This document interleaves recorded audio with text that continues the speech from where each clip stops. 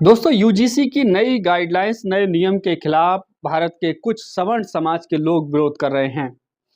और इस विरोध में एक सबसे प्रमुख बात यह कही जा रही है कि इस नियम के बाद हिंदुओं में बंटवारा हो जाएगा, यानी कि जातियों की खाई बढ़ जाएगी।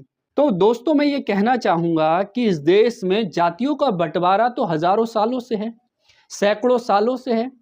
भारत का हिंदू समाज तो एक है ही नहीं, उसमें तो जातियां हैं, जातियों के भीतर जातियां हैं।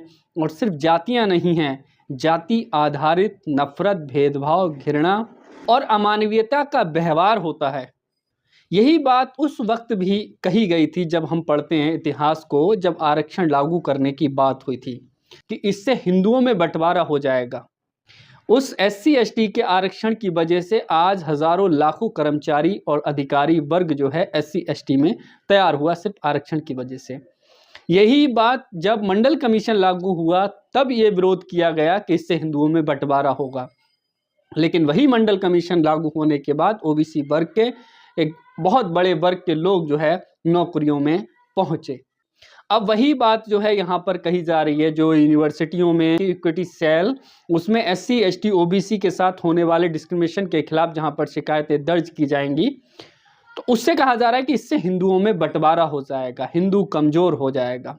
हिंदू तो पहले से ही बटा हुआ है, हिंदू तो खुद हिंदू को एक नहीं मानता है। आज ये जो सवर्ण लोग विरोध कर रहे हैं वो किसका विरोध कर रहे हैं? हिंदुओं का ही तो विरोध कर रहे हैं। क्या इस देश का एससी एसटी ओबीसी हिंदू नहीं है? तो क्या ये माना जाए कि आप लोग जो है इस देश में सिर्फ अपनी सत्ता, अपनी सामंती सोच, अपनी मनुवादी सोच को बरकरार रखने के लिए हर न्याय संगत जो कानून है उसका आप विरोध करेंगे? हिंदू कल भी बटा हुआ था और आज भी बटा हुआ है। हिंदू के बीच में तमाम गैर बराबरी और खाई हैं, भेदभाव है। इसीलिए यूजीसी को नए नियम यूनिवर्सिटियों में लागू करने के आदेश देने पड़े हैं, क्योंकि हिंदू हिंदू के साथ में समानता का व्यवहार, प्रेम भाईचारे का व्यवहार नहीं करता है।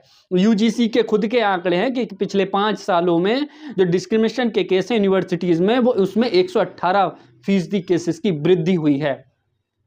तो इसीलिए जो है यूजीसी को इस तरह के नियम और इस तरह के कड़े फैसले लेने पड़े हैं, ताकि कि हिंदुओं में सुधार आ सके, वो एससी एसटी ओबीसी वर्ग के प्रति अपनी सोच में बदलाव कर सकें।